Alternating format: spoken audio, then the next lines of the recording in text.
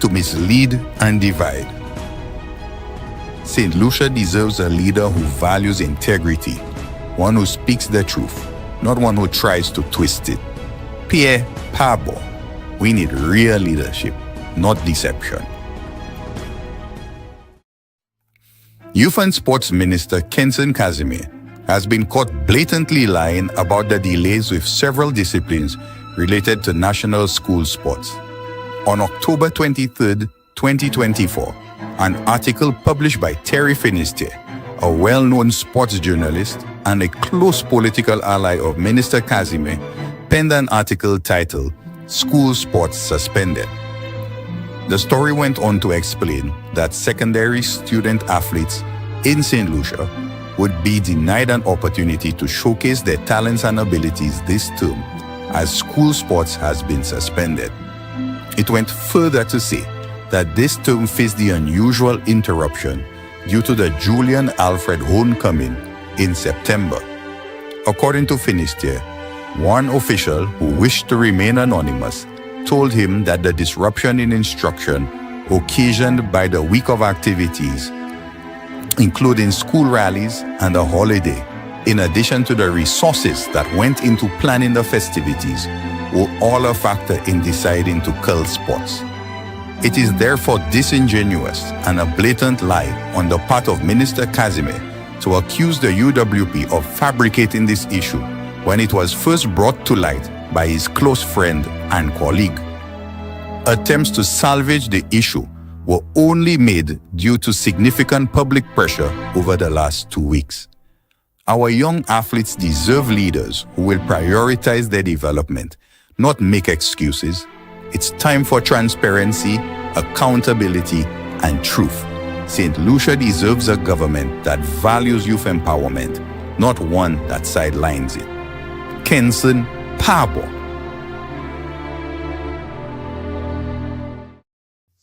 Are you ready to make a difference? Join the movement that aims to make Saint Lucia the best place to live, work, visit, and invest. The United Workers' Party is a team of forward thinkers, visionaries, passionate and caring citizens just like you. Together, we can create a brighter future, create safer communities, lower taxes, improve healthcare, and create more opportunities for all. Stand with the UWP and be part of change. Join the United Workers' Party because Saint Lucia deserves better.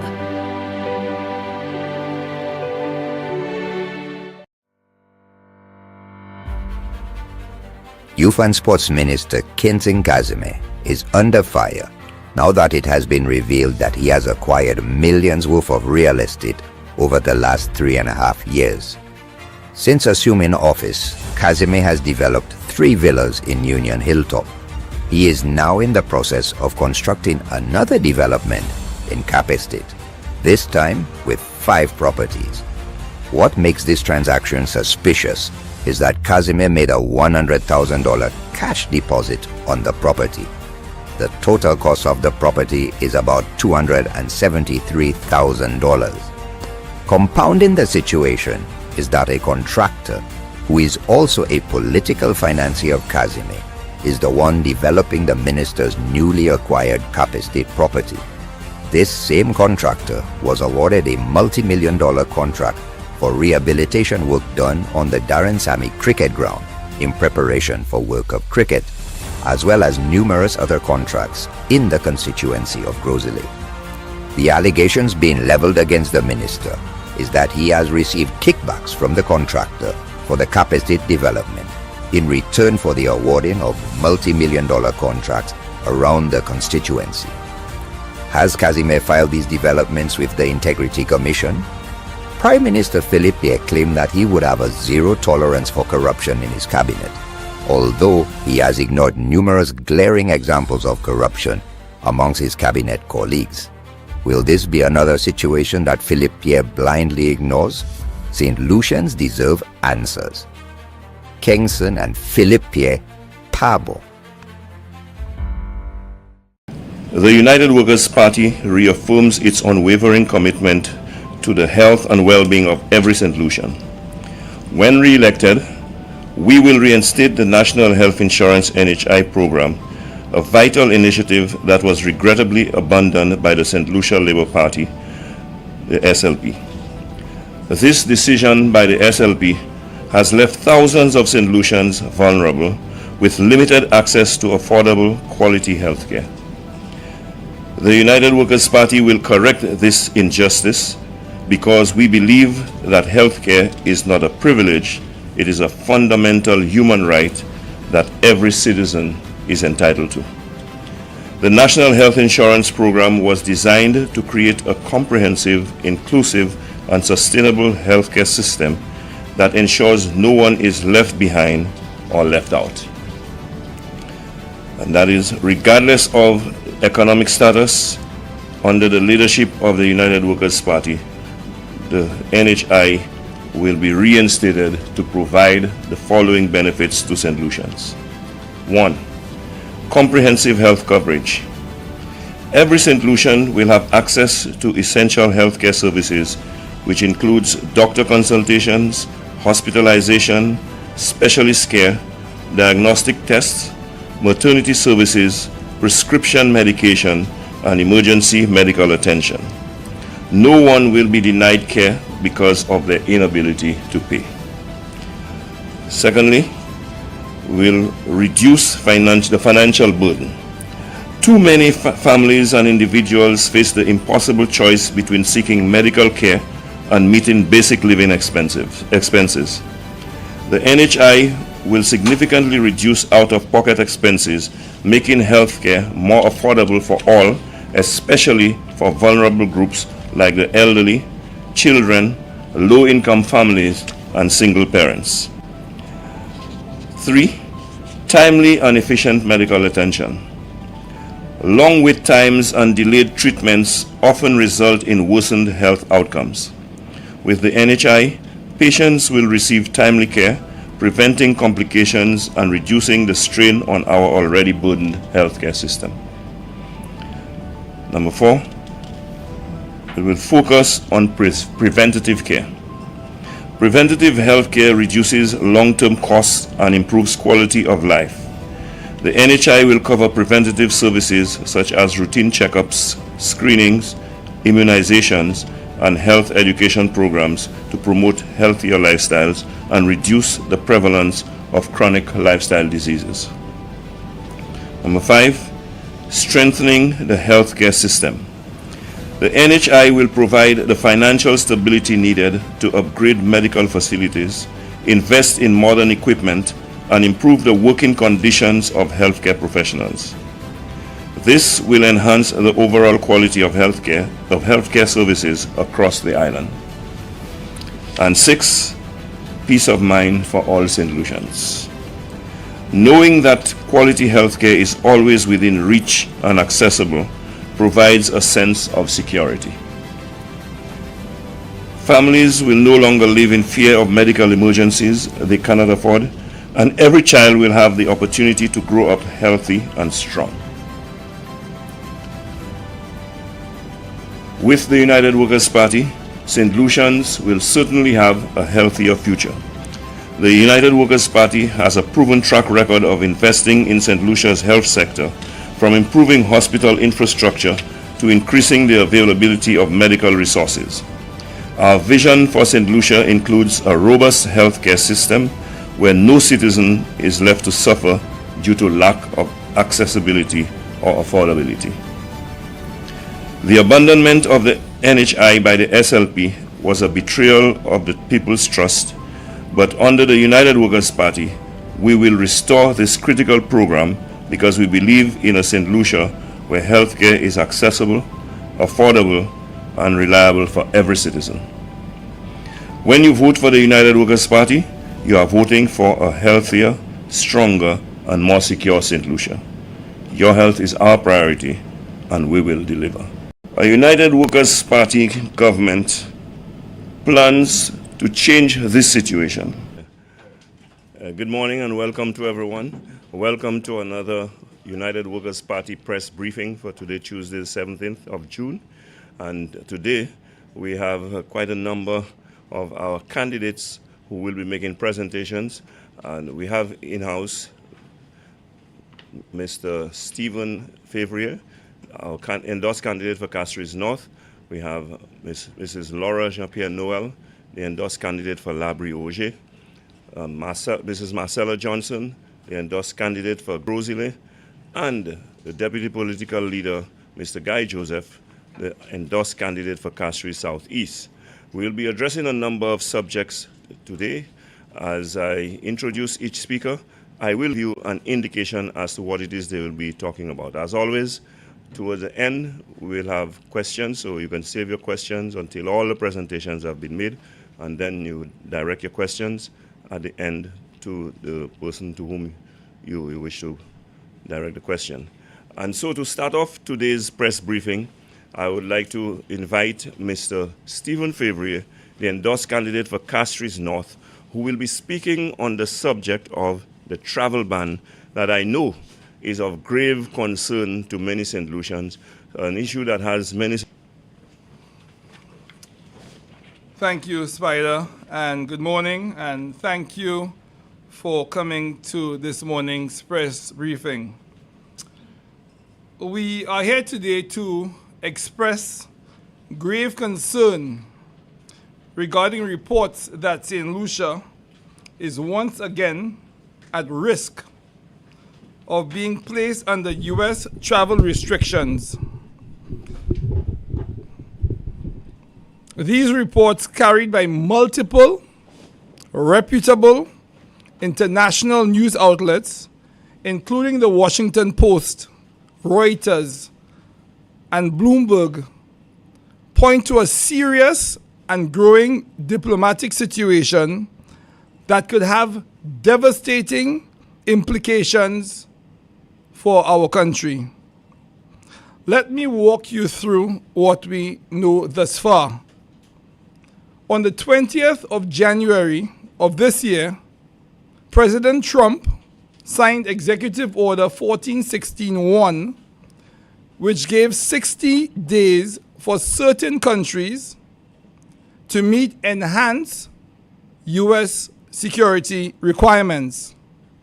Then, on March 14th, the New York Times published a draft list which placed Saint Lucia in a yellow category. Essentially, those countries that the United States put on notice. According to this report, Saint Lucia was given 60 days to come into compliance. By March 18th of this year, while the U.S. said the list was not final, they did, however, confirm that a review was indeed underway. On June 4th, the U.S. released its first round of bans. 12 countries were fully banned and 7 received partial restrictions. Saint Lucia, fortunately, was not one of those listed. Just 3 days ago, on June 14th, the Washington Post confirmed that a State Department cable signed by U.S. Secretary of State Marco Rubio was sent to 36 countries, including Saint Lucia. This cable warns that full or partial travel bans will be imposed if security benchmarks are not met within 60 days. This is extremely serious. The reported concerns cited include national security, widespread government fraud, poor passport security, including non-compliance and inadequate regulatory oversight over citizenship by investment programs. I want to be clear. If these restrictions are imposed, the consequences for each and every Saint Lucian citizen will be severe. air access to the United States, our number one source market for tourism arrivals, would be negatively affected. The impact will be felt across the entire sector, from hotel occupancy to employment, from the taxi driver to the farmer, and all businesses that depend on tourism for their survival. Saint Lucian students and athletes may be unable to travel freely. Imagine our young scholars and national athletes, many of whom have represented this, our country, with great pride and distinction, not being allowed to enter the United States for either training or competition. With our large Saint Lucian population in the United States, families would be separated and legitimate visa holders would be denied re-entry. Travel to visit family, travel to visit your friends would be impossible.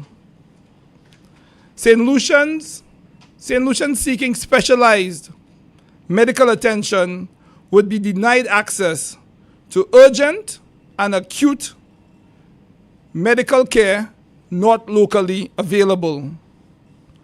We are already receiving informal reports that visa applications by Saint Lucian nationals,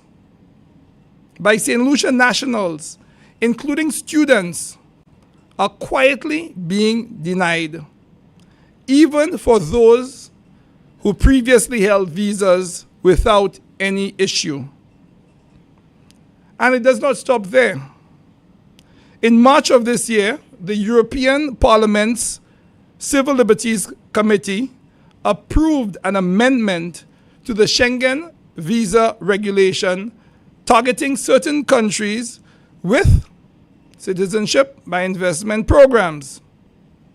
The committee voted to approve a draft report that outlines possible changes to EU Regulation 2018/1806, the very regulation governing visa entry requirements for travel into the European Union. The draft argues that CIP programs pose a security threat to the European Union. So, unless the government of St. Lucia addresses the concerns of our European friends, the proposed changes would result in the reimposition of visa requirements for St. Lucian passport holders seeking to access Europe. It is beyond doubt that the governance issues surrounding our CIP program has elevated the risk profile of St. Lucia and St. Lucian travelers. And what are the reasons cited by the European Parliament for this move? Government fraud, weak background checks, degrading diplomatic trust. Let that sink in. Let that sink in. Our friends, our closest friends, both in the United States and in Europe, are openly saying that the trust and confidence that St. Lucia once enjoyed is gone.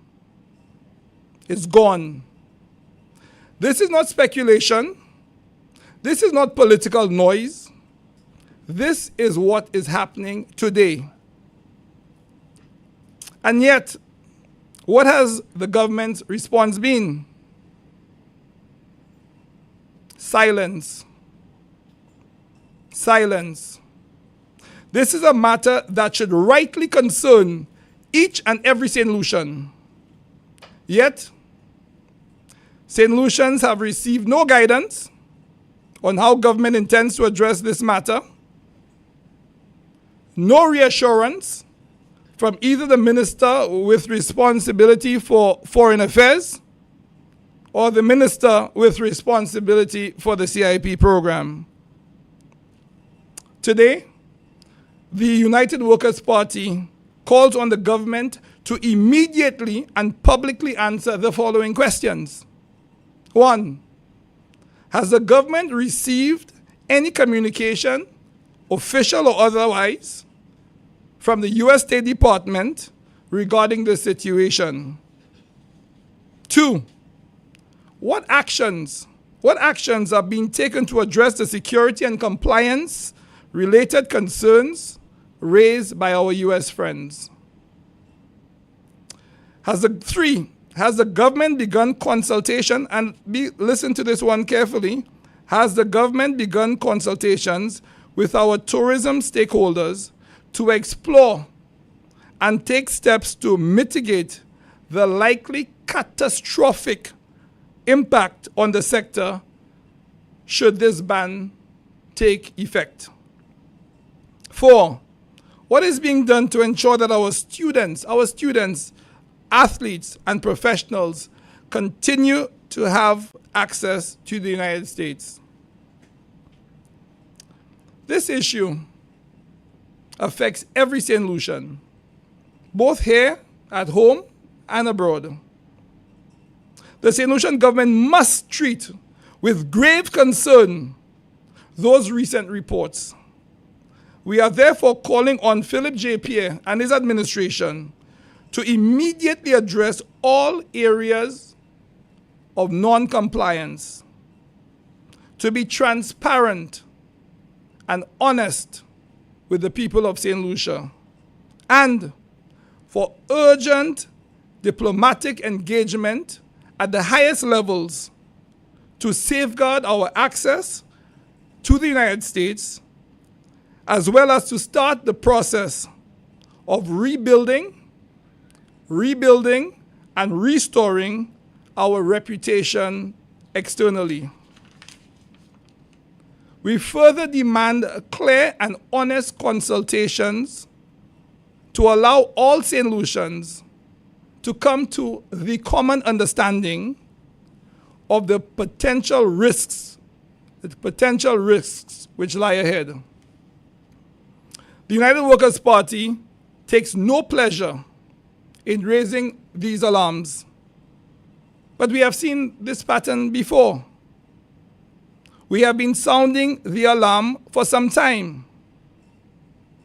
and now we demand that the government move with dispatch to address all areas of non-compliance.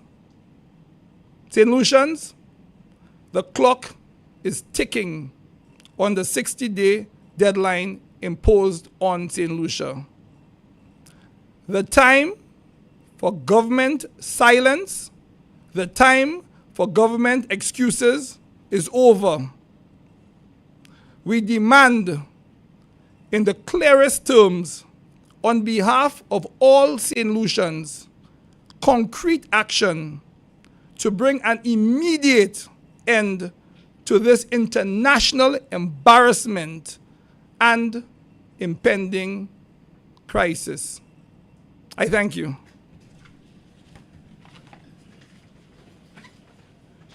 Thank you very much, Mr. Stephen Favrier, endorsed candidate for Castries North, who spoke on the very serious issue of a potential travel ban by the U.S. on a number of countries, which of course includes St. Lucia, which is of grave concern to each and every St. Lucian. And as Mr. Favrier indicated, it can become a crisis for every one of us. Those who travel to the U.S. for business, those who travel for medical reasons, those who have family in the U.S. Of course, I was also struck by pointing out that the students can have problems getting student visas. Our athletes who compete in the U.S. may not have access anymore. And so it is a very serious crisis that is looming ahead.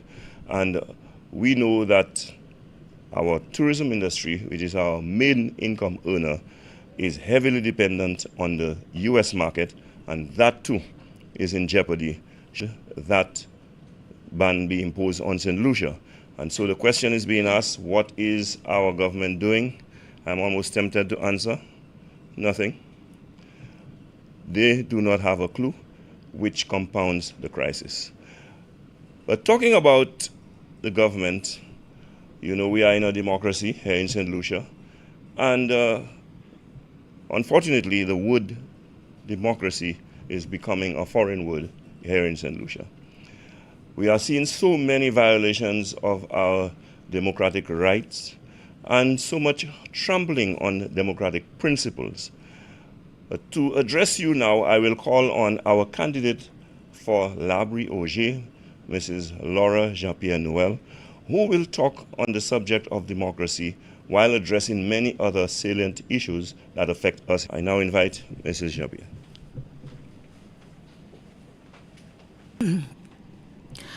Good morning. Good morning to the constituents of L'Abri and Auger. Good morning, Saint Lucia, at home and across the diaspora. Good morning, Saint Lucia, at home and across the diaspora. Good morning to my colleagues. Loyalty, not integrity. Loyalty, not integrity. But hear me now. Silence is not an option. Across L'Abri and Auger, from Safi Estate to High Road, to Alan Louise Street, to Dame Paulette Louise Drive, from Mont LeBlanc to Mont Paul, La Grasse and Bannes, La Ho, Majomel, Baye, Irel Estate, La Rivière Petit Bois, Black Bay, Pomme, Catien, Montvert, I hear the same cry. When will they listen to us? We are here at a critical juncture, not simply to speak, but to stand. To stand against crippling oppression, to stand for the dignity of every resident, to stand for a politics rooted not in fear, but in fairness. Because when representatives are shut down, it is you, the people, who are being shut out. That is not democracy. Democracy is not a 5-year event. Democracy is not a billboard. It is not a manifesto. It is not a red jersey. Democracy is your right to be heard every single day. It is your right to ask questions without fear.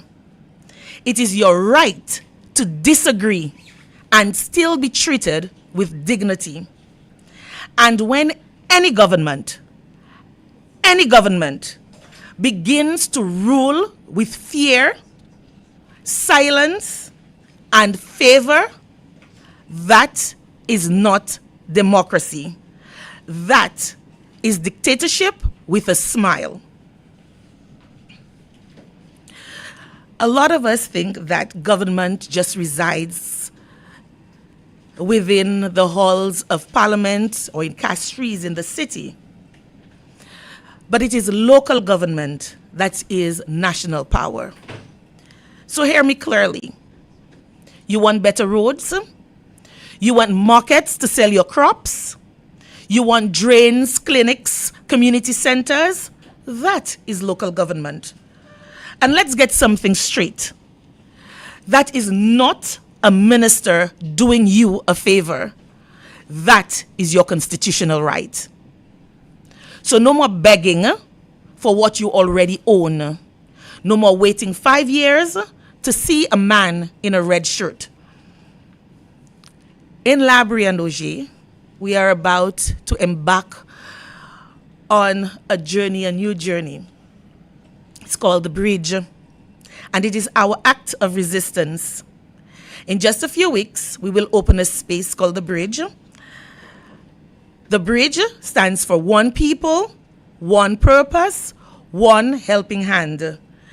But it is more than just a building. It is a declaration. And that declaration says, You will not divide Labrie and Auger from St. Lucia. You will not shame our people into silence. You will not punish voters for their conscience. You see, I've been getting the reports that people can no longer stand on the roadside speaking to me. They can no longer attend events that I am at. And this is what the bridge is meant to be a catalyst for. The bridge is where we listen to the unheard, we train the unemployed, we support the single mother, and we equip the young leader. This is where the People's Parliament lives, not on red carpets, but on concrete floors, under concrete roofs, in real conversations. What we will build together. We are not here just to criticize. We are here to construct. And here's what Labrie and Auger will lead St. Lucia in doing. Village tourism that centers the villager, from kayak fishing tours to homegrown cuisine, owned and operated by you. A modern fishing sector, boat access, storage, safety, education on ocean plastics, because fishers matter. Agri-resilience that feed families, land, equipment, markets. No more excuses.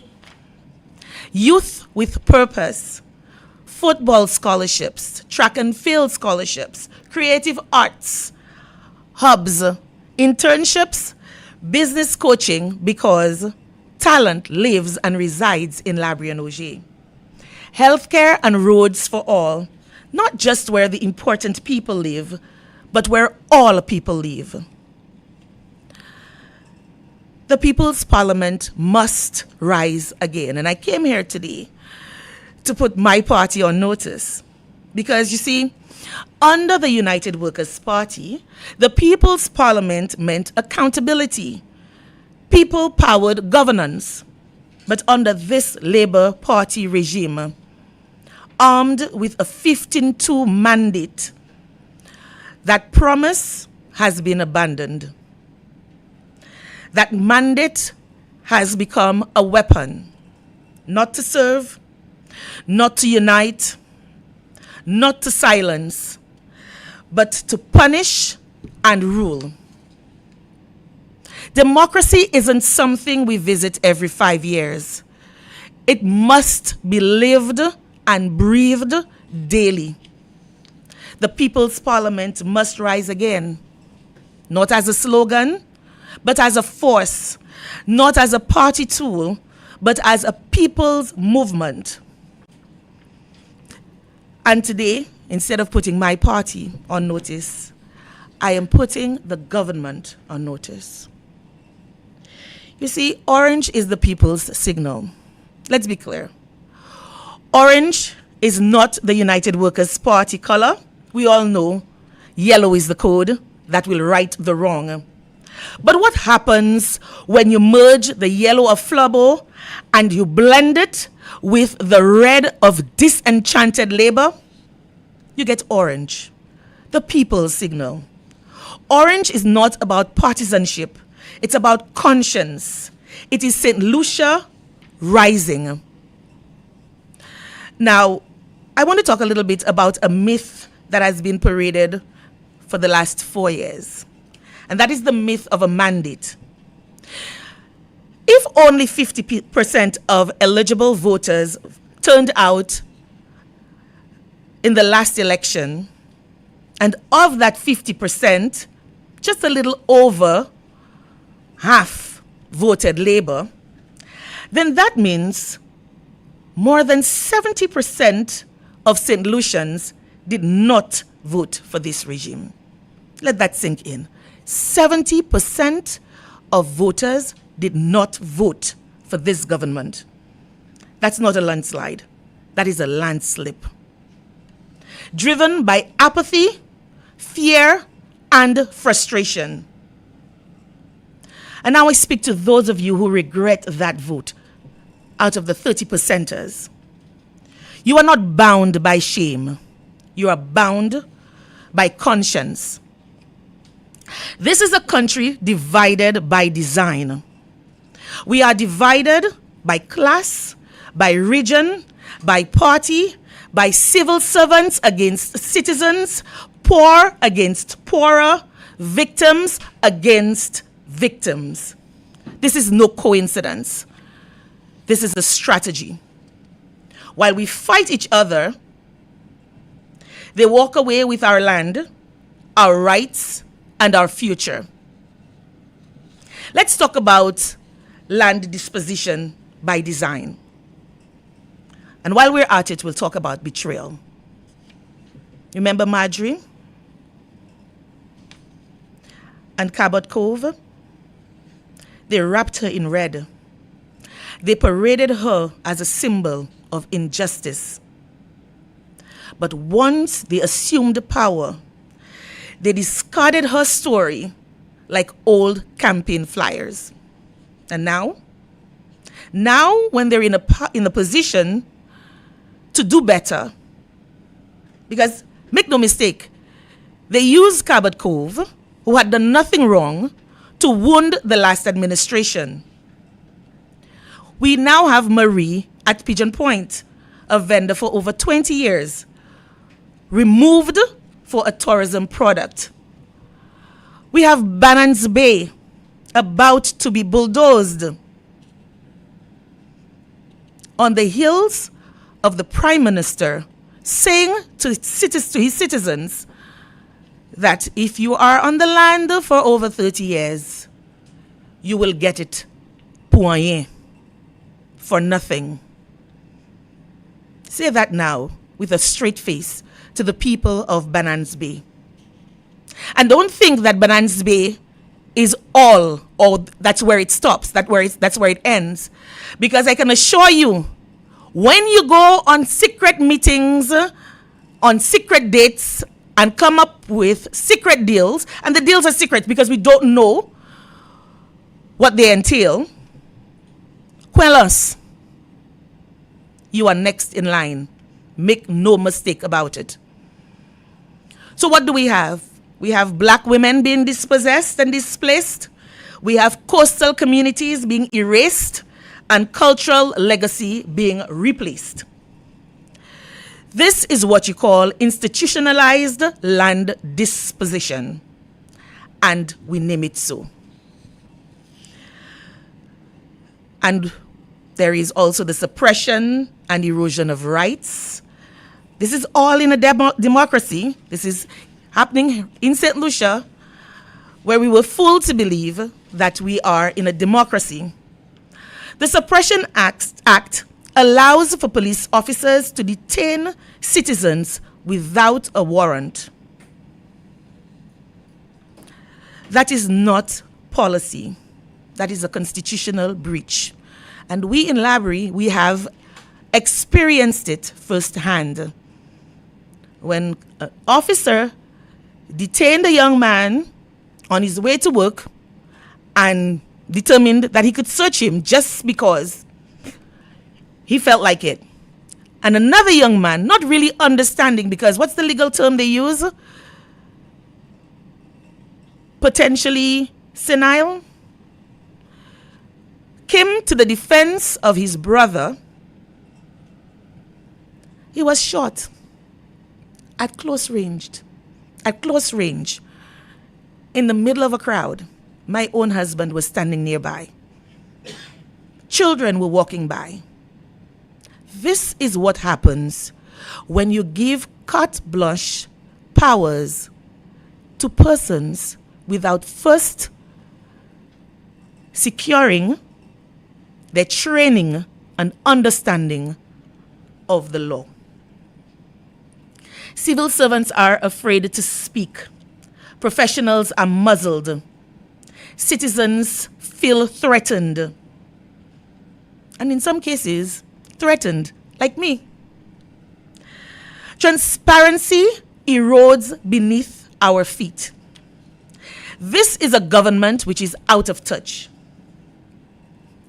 Out of touch, how you say? Just let's think about fuel. Capped at $16 a gallon, that is $2 more than the regional average. The temporary 2.5% health and security levy, still here. We have an acting commissioner of police under grotesque allegations. The existing commissioner of police has said there is a case. He sent it to the DPP. Radio silence. We have government warehouses empty. Today, there's no flour. Tomorrow, it's no sugar.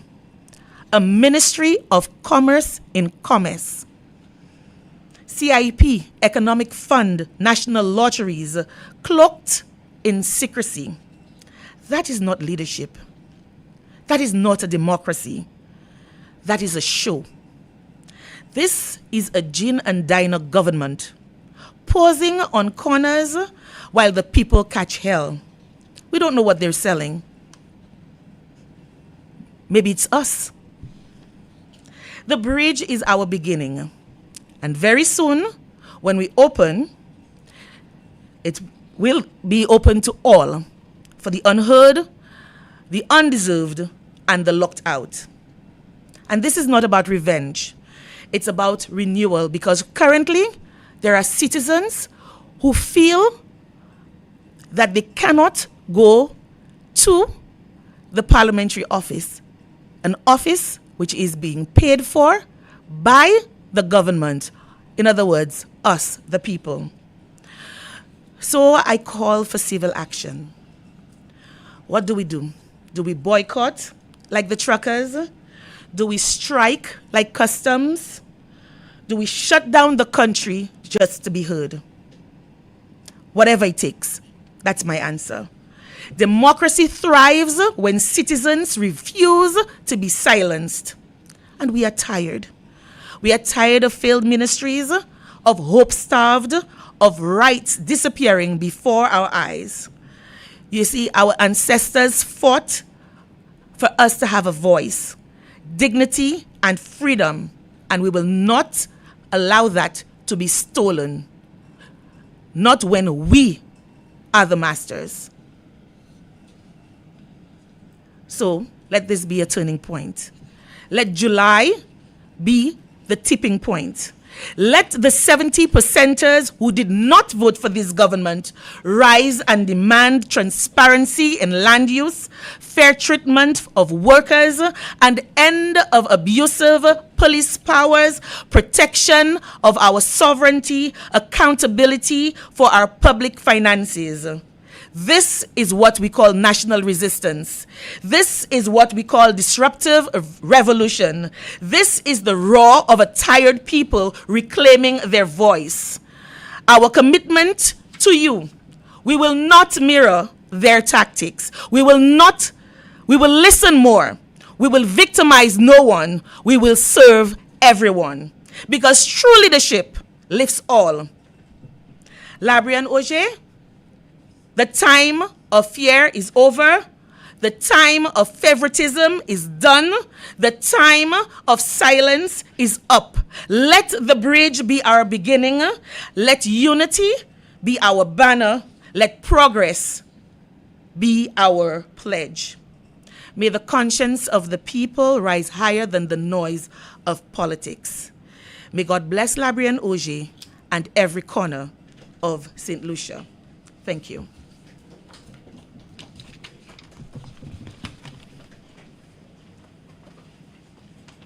Thank you very much, Mrs. Laura Jean-Pierre Noel, the endorsed candidate for Labri and Auger. And ladies and gentlemen, you just heard us speak on the subject of democracy, and all St. Lucians must take note, because as she quite rightly indicated, the time for fear is over and the time for silence is up. So I call on all St. Lucians to take a stand, speak up. You have nothing to fear.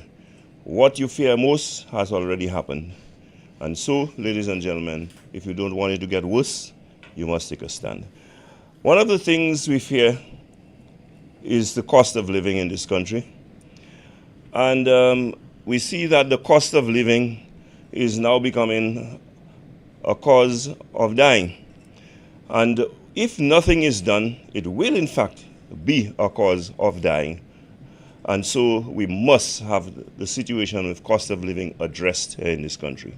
Your Prime Minister, Minister of Finance, has said to you that he has no control and that there's nothing he can do.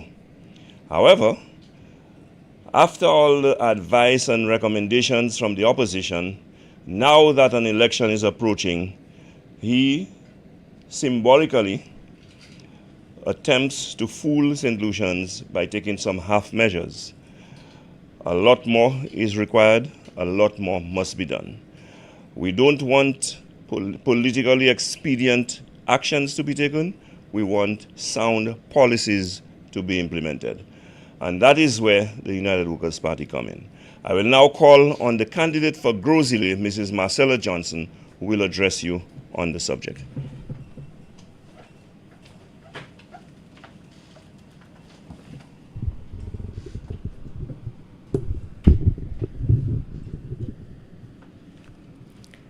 Good morning, members of the press, fellow Saint Lucians, all those of you who are watching both home and abroad. Thank you for listening and watching today. Today, I want to address the high cost of living plaguing our country at this time. I want to address the matter of relief for working families in Saint Lucia. I want you to consider this recent statement by the Prime Minister. The removal of VAT from 70 food items. Now, it sounds good. And they are hoping you only hear the headline. But let us pause. Let us pause for a moment and unpack it. Let us examine this goose that the Prime Minister wants us to believe lays golden eggs. Yes, let us examine this goose that lays the golden eggs. Let us ask ourselves, where was this policy in 2022 or 2023 when bread prices suddenly increased from $5.40 to $6.50.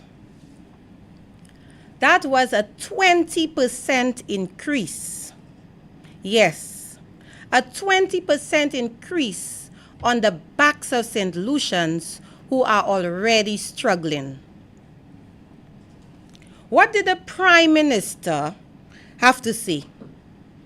What did he have to say?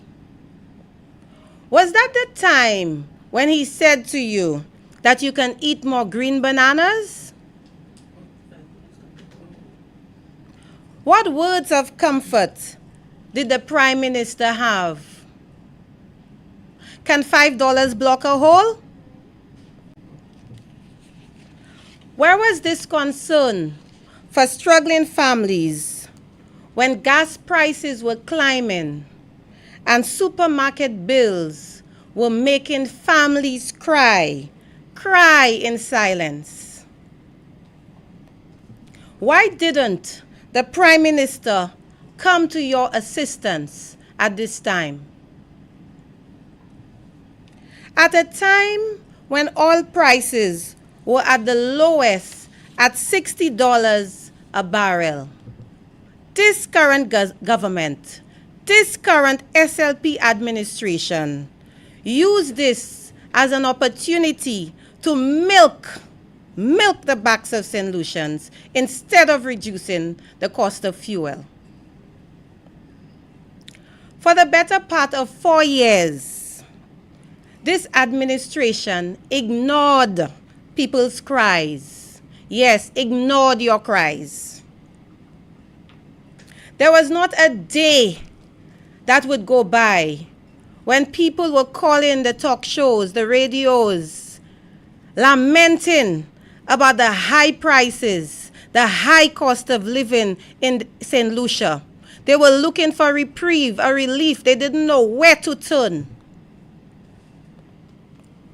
You go to the supermarket one week, the price of an item is $5, and the next week, it jumps to $10. Where was the Prime Minister then? This VAT removal is meant to give the impression that this government is acting in the interest of the people. I want you to ask yourself this question. Just ask yourself this question. Why now? Why now? Does the government care about themselves more than they care about the people? Has the government taken a look at how people who live on the minimum wage in this country survive? How do they pay their rent, their utilities? How do they send their children to school? How do they pay the bus fares for themselves and their children? And you know, some of these families, sometimes it's 5 or 6 persons in a home. I want you to understand the reality of what is happening in St. Lucia today. How has this government improved the lives of persons with children, especially single mothers? This VAT removal is not timely, and it is not structured in a way that ensures people feel the benefit. It is desperate damage control. It comes just in time for campaign season.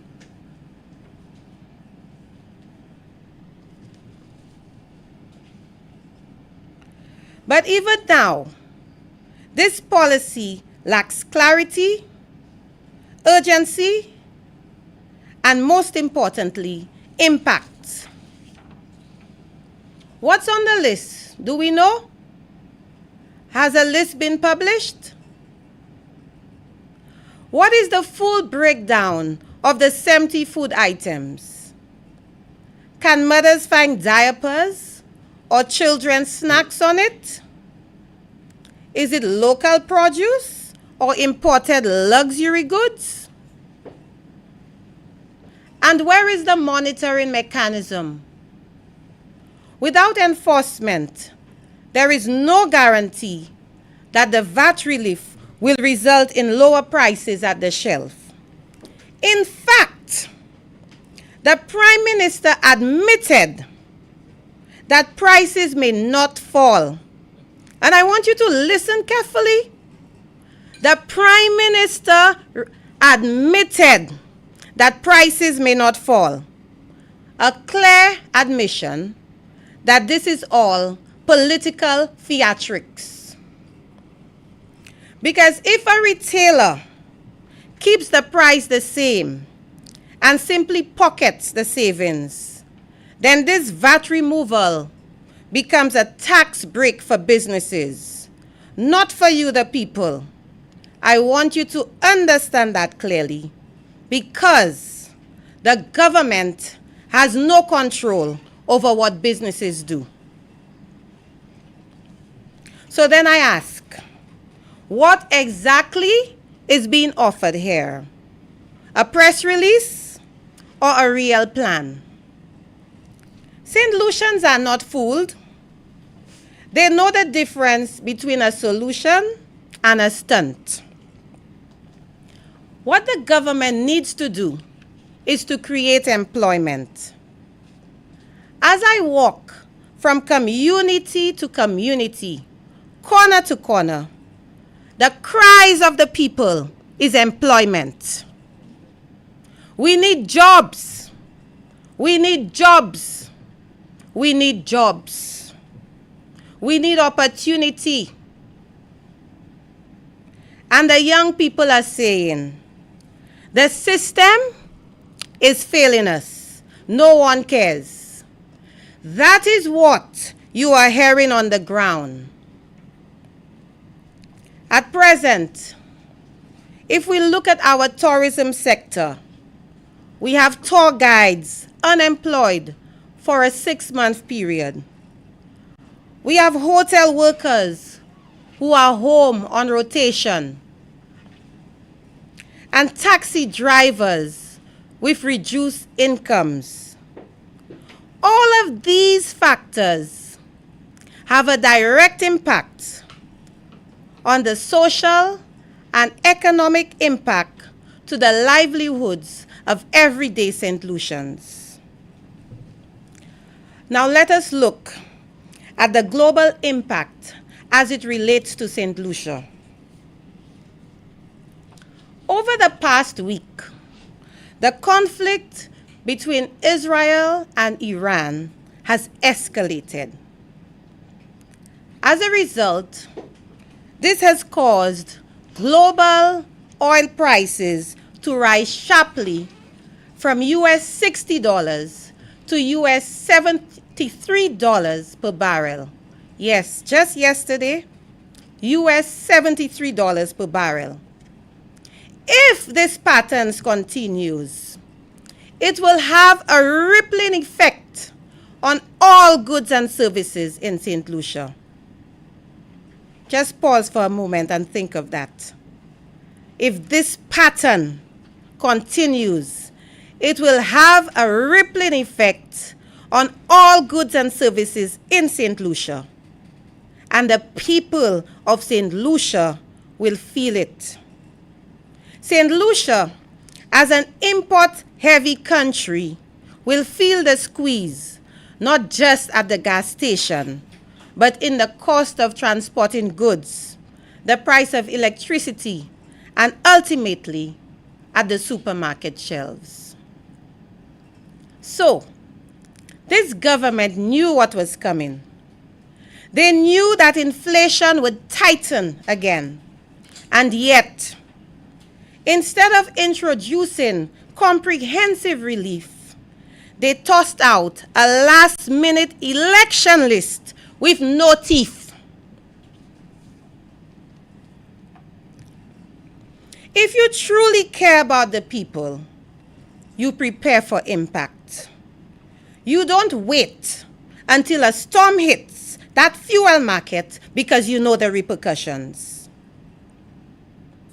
This is not caring about people. This is putting the government before the citizens of this country. Here is what we would do differently. Remove the health and security levy of 2.5% now in order to ease the burden on struggling families. The cost of living crisis continues to choke Saint Lucians. Support local farmers and producers so we reduce dependence on costly imports. Include a monitoring and compliance mechanism to ensure that VAT relief actually reaches the consumer, not just the shelves. If you want to help people, help them for real, not just in the lead up to elections. The harsh reality is that Saint Lucians are in pain every single day because the cost of living is just unbearable. But let me shift to something that ties into this. When I put forward a suggested solution to subsidize transportation, which has been successfully done before, the idea was flatly rejected by the Minister for Transportation. Transportation in everyday living takes the bulk of many persons' incomes. Many persons have to pay 3 or 4 buses to reach their destination. But what about the single mother from Rivière-Mitan who has 2 intelligent young boys attending Sir Arthur? Just imagine a single parent with 2 sons who she has to send to school, and they have to take more than 1 bus per day to reach the school. It costs them $20 one way, both ways, to actually get to school and back. So this doesn't even include the cost of her bus fare to get to work. So you could well imagine that the cost for transportation for this single mother is more than $20 a day, and especially if she's earning that minimum wage of $1,131. The bulk of her income is spent on transportation. Sometimes the children are left home and cannot attend school because there is no money for bus fare. When a child cannot attend school, this is not just a social issue. You are failing the youth of this country. You are preventing a child the opportunity for the future. And we need to ensure that something is done to ensure that there are opportunities for children in this country. The education system provides transportation subsidy to just a small percentage of children attending schools throughout the country, but it needs to be reviewed to impact a wider percentage of our student population. When I speak about VAT or transport or food security, I do so because I have lived the realities that many of you are living today. I know what it is like to budget $1, to stretch $1, and to see the pain in a parent's eyes when the money cannot stretch, and you cannot find money to buy food to feed your children. I know what that is like. And many of you in this country are feeling this pain today. You need a government who cares about this and who will implement solutions that are genuine, that take your needs into consideration, and are not there just because election season is on the rise and they are trying to put a bandage over a wound. Saint Lucia deserves better, and I intend to fight to right the wrong in this country. Thank you very much.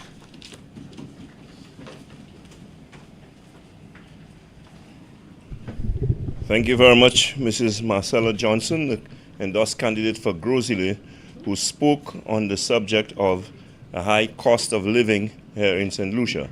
And as you were told, the measures implemented by government were merely political, not policies.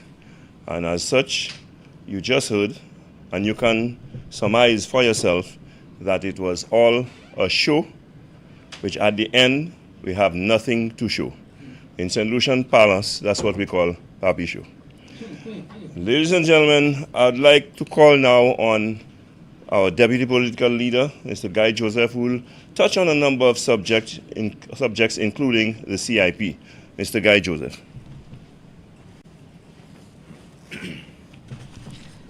Thank you very much, Mr. Montoot.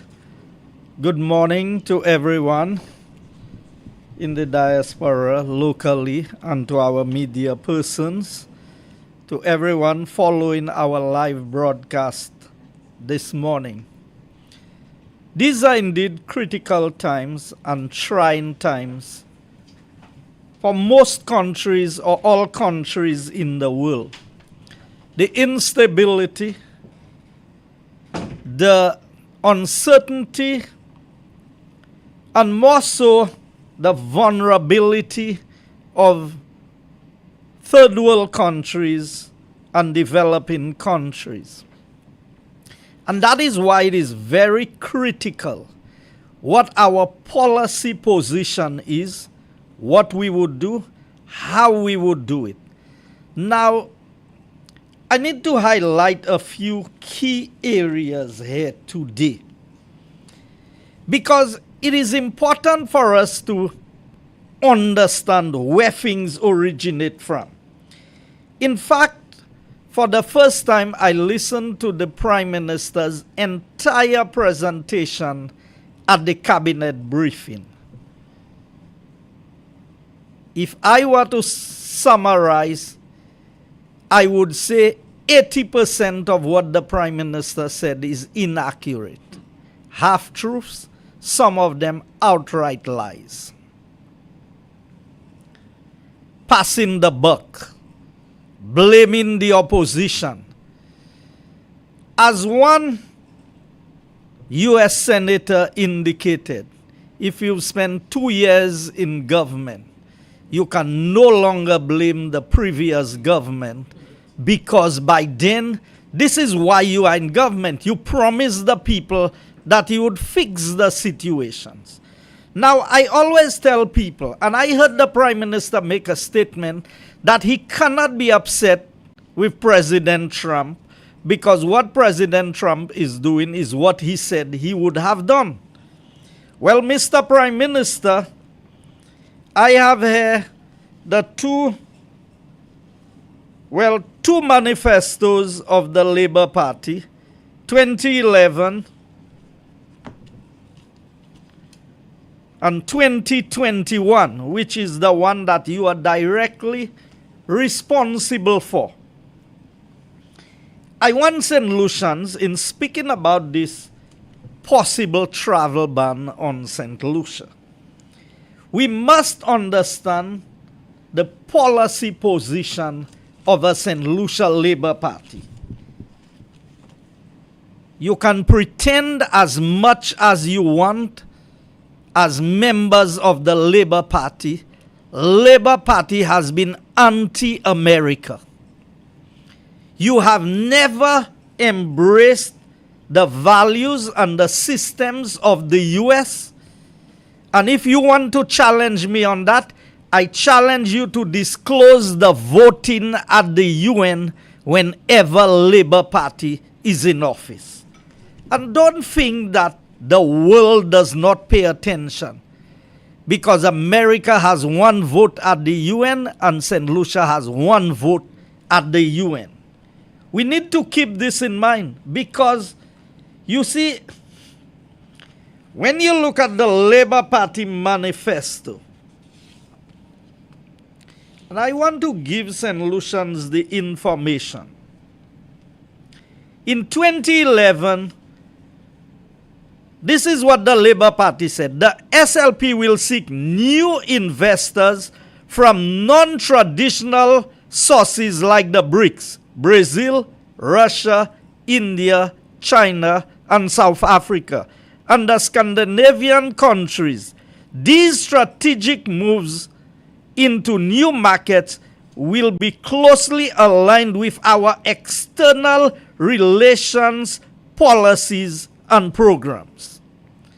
So you feel, yes, we may be doing business with China and with India and Brazil, but you also have Russia in there. What signal are you sending to the United States? What signal are you sending to our traditional partners that we have always done business with? So, I heard the Prime Minister in his cabinet briefing, pre-cabinet briefing, boast about they have diplomatic relations with Taiwan, and that is so strategic.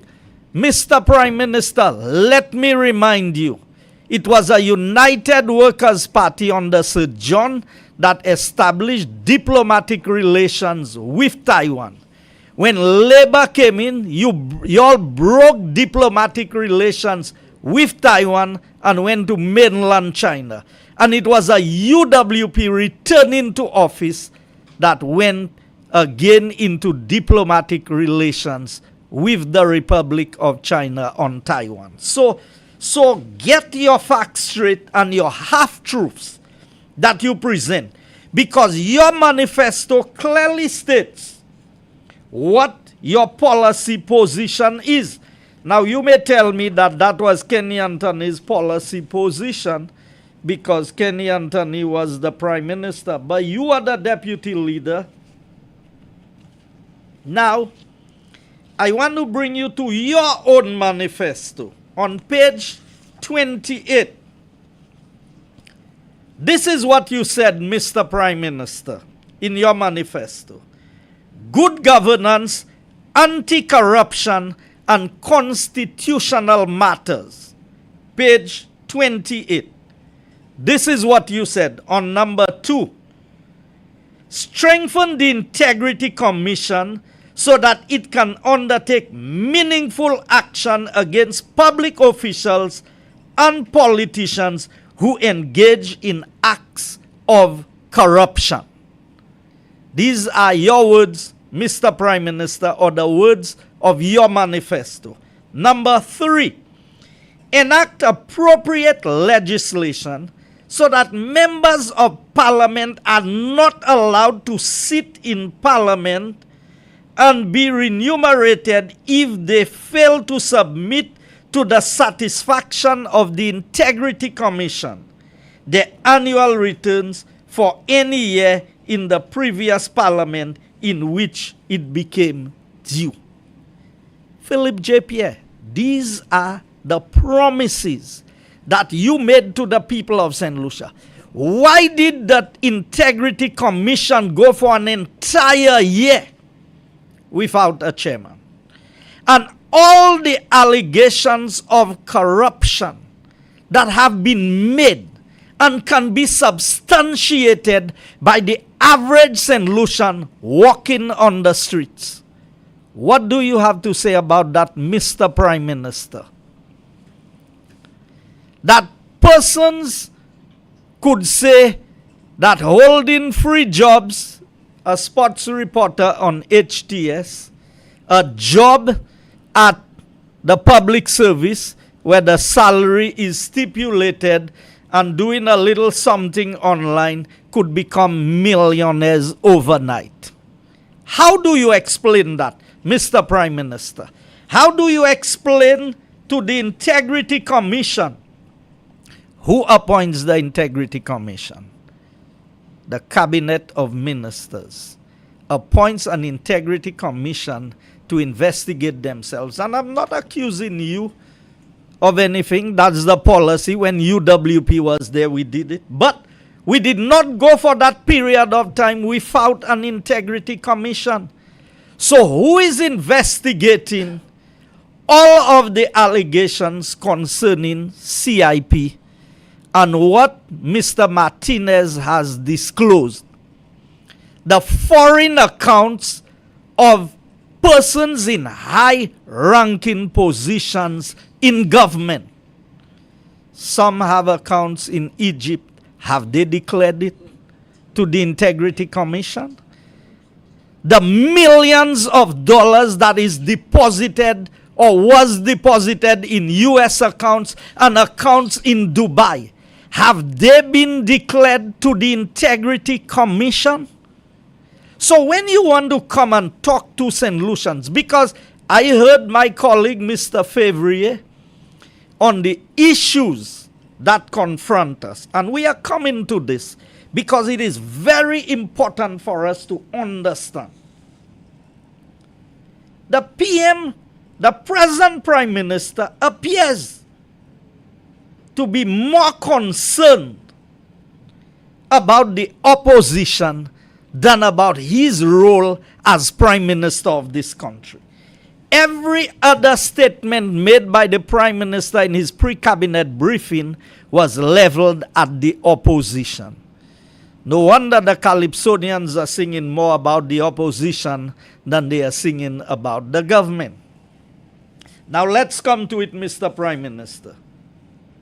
You keep saying no official communique has been sent to you. So I want to ask you a question, Mr. Prime Minister. When you went to the meeting with the Secretary of State, the CARICOM meeting with the Secretary of State, Marco Rubio, what were you doing there? Were you just keeping them company? You know, there's an interesting story in the Bible. I can tell you where it's taken from. 2 Samuel chapter 18. And anybody who is home, you can read. About Cush and another gentleman. The other man could run. So he wanted to bring the message to King David. And the more the captain of the army tell him, don't go, because you can't deliver the message. He refused to hear. They sent a man who could deliver the message, but because he could outrun the man, he outran him. And when he got to King David and they asked him what's going on, he said he just saw a lot of commotion, but he's clueless about what is happening. He couldn't deliver any message. Is that the nature of our Prime Minister? You just see confusion all over the world, but you are clueless. Every time this matter comes up, you keep on saying you've not received any official communique. Mr. Prime Minister, I have a question for you, because you wouldn't allow me at your press conference to ask you. So I can ask you the same way I listen to you. I know you're listening to me because you know everything I've said about you. And you made remarks to them in your pre-cabinet briefing. So, are you so inconsequential as a Prime Minister that the U.S. does not even feel it important to officially communicate to you? That they can just put it on a newspaper or put out a press release? Because any Prime Minister of substance would not wait for an official communique. From the time you hear there is a problem, you know what you do? You would move with haste. Who do we have in D.C.? You mean we have no ambassador? We have nobody of enough reputation in the diaspora, in the U.S., whether in New York at the UN, or in Washington, D.C., or in Miami, who can even give us an update? So you still there waiting for Secretary of State to send you, Philip J. Pierre, an official letter when a travel ban can be imposed on Saint Lucia any moment from now? Now you say people rejoice. I'm not among those rejoicing over that. For that, I would rather not be in government than to have a travel ban imposed on Saint Lucia, because the cost to Saint Lucia is worse. So, Mr. Philip J. Pierre, you better get up from where you are and begin to do what the people elected you to do. And if you cannot do it, call the elections. Because the PM keeps on saying no official communique has been given to him. A UWP government would know what is going on. You know what we call that? Networking. Mr. Prime Minister, do you have a network? Do you, and I'm not talking about cable and wireless, digital or flow, you know, because you have a strange way of understanding things. Do you have a network of persons, of like-minded leaders, of people, when things are happening, they can inform you? That is what the world is about. It's about networking. You know, everybody understands the aspect of networking, you know. Listen to me. Businessmen network. Politicians network. Professors. Reporters. Everybody knows who is in the network and who they can go to for reliable information. We have a Prime Minister in St. Lucia. Who is your network? Richard Frederick? A man who peddles more half-truths and lies than anybody else in this country? Is that your network, Ernest Hille? A man who cannot put two words of truth together? That is who your network is? So, let me give you an example. When Carnival Cruise Lines decided they were pulling out of St. Lucia between 2006 and 2011, Alan Chasney, as Minister of Tourism, got a call the evening through his network, and that's what I'm talking about, informing him that Carnival was cutting off. That's the ownership that used to make 52 calls into St. Lucia. And he called me and he said, Guy, as Minister for Ports, we need to be in Miami next morning, the following day. So he said, get ready, come down to the airport. I'll pick you up in Bexon. I was at my constituency office, and we headed to Miami. When they opened the doors of Carnival Cruise Lines, we were by the door waiting. Said, what are you all doing here? Said, we got word. Said, but the decision is made. We said, no, all we want is a meeting. And we were able to have a meeting. And Stevenson King can tell you about it. He's in your government today. He was Prime Minister. We went there with a package to be able to negotiate. And we were able to negotiate. And we were able to save Carnival Cruise Lines from stopping its coming to St. Lucia. That is what we call networking. So, Mr. Prime Minister, you better get it right. And if you don't have a network, you better begin to deal with one. Now, we are on the verge of losing the opportunity to travel to the United States. On what basis? On CIP? Now, here are the comments that we have received from the minister responsible for CIP. He said the money does not belong to us. That is what Ernest Hille said. Our passports are sold. The money does not belong to us. So, what are we supposed to do? So, we have no passports. We have no projects. But we are on the verge of losing our ability to travel to the United States. So what is the benefit in it for St. Lucia? Galaxy is a disaster. Galaxy is a disaster for us. Okay? And more so, you can go down there. Chinese workers alone are down there. What is the benefit to St. Lucia? A project that should have been completed June this year. Mr. Prime Minister, I have the BMAX agreement, which is in your constituency, the Rock Hall Housing Project with BMAX. The official opening or handing over of the houses should be done this month, June 2025. When we called upon you and we indicated to you that the persons dealing with that, they had some problems, and we were trying to get them to understand that the man was involved in some trafficking. You know what the Prime Minister gave us for a response? His response was, they've changed the director of the company. That's how you deal with a problem?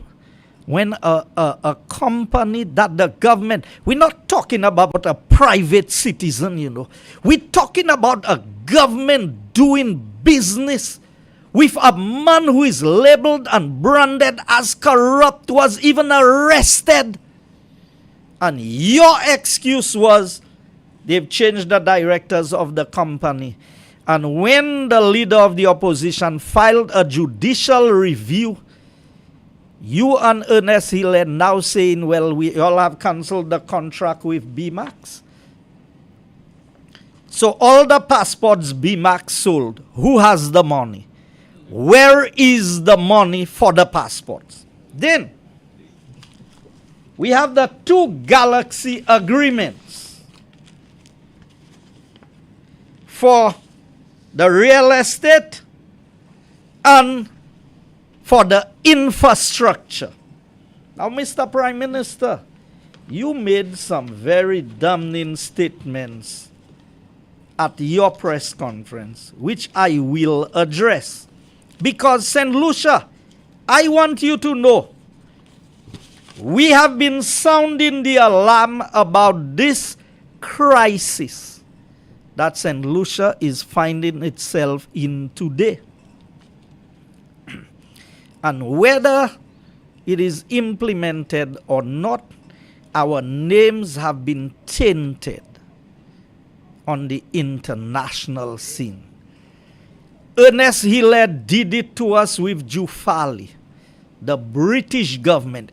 Everything that Ernest Hill places his hand into is shredded with allegations of corruption. Ask them about West Indies Cricket Board. Ask them about the office that was supposed to be operating, that Michael Holden spoke about, that was supposed to be operating in St. Lucian. How much money went missing in there? Ernest Hill again was involved. And now you've given Ernest Hill carte blanche. And Mr. Prime Minister, when the matter was brought up to you, and so you can know that I know what I am saying, I can quote you by saying, Mr. Emmanuel is a good man. How can we get him out of that situation? So you, Philip J.P., I want you to know that I know. And I want you to challenge me that you didn't make that statement. You know why I know? Because I went to Washington, D.C., and I spoke to Mr. Martinez, and I listened to the tapes myself. Because people want to pretend Martinez have his own issues. Martinez can deal. He's an American citizen. He can live in America. I have family in the U.S. Can you imagine what it's like that we can't even see our family? Everybody is afraid to travel. And while you, Mr. Prime Minister, while you are boasting about 1 university graduate per household, how many St. Lucian students, and I know that the statement made by President Trump is a general statement that they are going to review, they've put on hold. But there are some countries, you know what China was able to do? Go and negotiate new tariffs with America. You know what? When you have leverage, you can use the leverage to the advantage of your country. You, Philip J.P., have no leverage with the United States of America. The only government that have leverage with the United States is a United Workers' Party government. When we are in office, we always have leverage. In fact, I need to remind St. Lucians, it was the work of Alan Chasney that made it possible that you could get your visas renewed without having to travel to Barbados. Have we forgotten that? And we were on the verge of getting interviews done right here in St. Lucia, so you would not necessarily have to go through the expense of traveling to the embassy in Barbados. We were working with the U.S. government to get a pre-clearance facility at our airports here so that domestic flights from the U.S. could come to St. Lucia. All of these have disappeared under the watch of a St. Lucia Labour Party. We have regressed. Mr. Prime Minister, You said we were the ones who changed the rules of CIP. So if you didn't agree with the changes that we make, why didn't you reintroduce what was there before? You've had 4 years. You still want to come and say it was UWP that changed the rules of CIP? So you could stop the projects. You could stop the building of the new St. Jude. You could stop the housing project at Talvan. You could stop the Castries Grosley Highway. You stopped so many other things that was happening. You stopped the computer program with schools with the lessons and the books. And you gave them blank computers. But you could not stop what was happening with CIP. So if it was UWP who did it, why did we issue only about 700 passports to Galaxy for the Canals project? And they had to put in the $90 million themselves. 90 million US. And through CIP, they would get 210 million. You gave them 5,000 additional passports. The contracts are here, Mr. Prime Minister. It's been circulated, 5,000. And then you turned around and you gave the same Galaxy another 6,000 files for the infrastructure program. And you want to come and blame a United Workers' Party government? Mr. Prime Minister, I have news for you. It looked to me today, it looks like people eating railings now. Because when UWP was building roads, your mantra was people don't eat roads. But I hear you boasting railings in the 21st century. 2025. You've represented Castries East for 28, 29 years. And you're still boasting about building railings. Now, I welcome the idea of people getting railings, you know. But as a prime minister, that's what you have to boast about today? Railings? So I want to know, while I support the railings, because it's necessary, I want to ask you, Mr. Prime Minister, do people eat railings? And when we talk about eating, sometimes I try to think of whether you are a comedian or whether you are real. So I know some statements. They say the proof of the pudding is in the eating. I heard the Prime Minister say the proof of the eating is in the pudding. Mr. Prime Minister, can you explain that to me? The proof of the eating is in the pudding?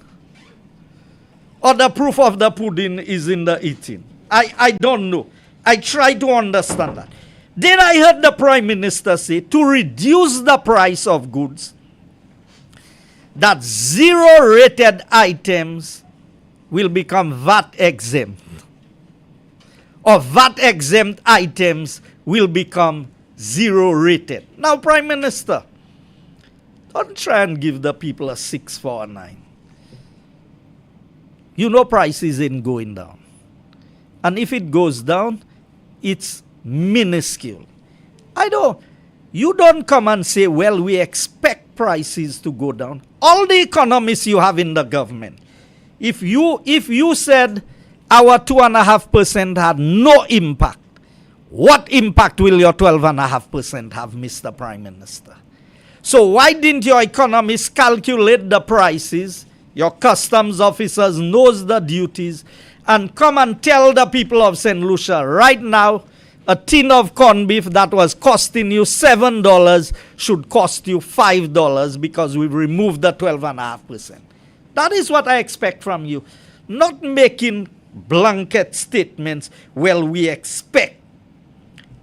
The Prime Minister also boasted about subsidizing cooking gas. Every government for the last 20 or 25 years in this country have subsidized cooking gas. That includes a previous Labour government and a previous UWP government. Why you, Philip J. Pierre, want to make it look, and none of us put gas at $16 to subsidize cooking gas. So why you want to pretend that you granting Saint Lucians a favor? You want numbers? You say numbers don't lie. Let's put the numbers out. You are making in excess of $70 million on fuel today. In excess. We use 24 million gallons of fuel minimum for the year. You're making an extra $3 on a gallon of fuel. 24 by 3 is 72. So when you make the 72 million, how much are you subsidizing the cooking gas? And here's what the Prime Minister say. Oh, we subsidize other items. Every government have subsidized rice, flour, and sugar from the time the government warehouse was established. So Philip J. Pierre, you have done nothing for any Saint Lucian. You take from the right hand and you put it in the left hand. That is what you are doing. You overtax us and then you take a little percentage of the tax and you give it back to the people and you make them believe that you have granted them a favor. You know who does that? Con men. People who con people are the ones who do that. They make you believe they are doing something for you. But really and truly, they have done nothing. This government, and I heard him talk about the Black Bay farmers. You forget who was in government when y'all took the land to sell to range. You forget who put out the Black Bay farmers from Black Bay, that it was Labour Party who was in office. Mr. Prime Minister, if you're going to come to a press briefing, come to a press briefing and tell the people the truth. Tell them why you have allowed Ernest Hille to get away with so much. And the new 4,000 files that was issued for CIP, why wasn't that disclosed when you were making your presentation? My information is another 4,000 have been issued. In closing, Mr. Prime Minister, it appears to me that while you boast about your achievements, that you are the most incompetent Prime Minister ever to govern this country. You want to protect individuals of the Labour Party. And I want to ask the government, in closing, you have so many press persons in the government, in the Prime Minister's office. In fact, you could have Riani call Mr. Fevrier to ask him about direct awards. But you cannot have Riani put out a statement on what happened in there pertaining to the possible travel ban. Why is the Labour Party the one responding? Lisa is the PRO for the Labour Party, not the government of Saint Lucia. Why is it Lisa who is clueless about anything in foreign or international relations? You went to a meeting with Mr. Rubio, Prime Minister, and I don't believe that Rubio would have ended his meeting without indicating the concerns they have about this region. So is either you chose not to tell us, maybe you had gone for a drink when the discussion took place, or maybe you are not in the meeting. You knew when Alan Chasney went for Posh Carib, but you don't know what happened in the meeting with Rubio when you are supposed to be there representing the interest of Saint Lucia. Saint Lucians, We need to stop electing comedians to represent us. And we need to elect real men, men of substance. And my final question to you, Mr. Prime Minister, does the situation with Richard Frederick's visa have any implications on the reputation of St. Lucia today? Because you tried to force the hands of the United States to give Richard Frederick a visa, but now you have put all St. Lucians at risk of losing their visas. And I've said it, Mr. Richard Peterkin, I ain't going to comment on what you say today, but rest assured I will comment. Because throughout the months leading up to today, the United Workers' Party has been saying the approach of the government is putting us in trouble. But nobody was listening. Now, we are beginning to see signs. And all those of you whose visas have not been renewed, people who are in prominent positions, people who have a certain reputation, good reputation at that, not bad, their visas have not been renewed. But y'all keeping it quiet. Keep it quiet for as long as y'all want. I am appealing to the right thinking St. Lucians. Let us rally our efforts together. Let us put our voices together. And let us tell this government, we need to fix this CIP once and for all so that St. Lucia can be removed from this blacklist. I thank you. Thank you very much, Mr. Joseph, the Deputy Political Leader of the United Workers' Party and endorsed candidate for Castries Southeast. You just heard his presentation on a wide-ranging set of subjects.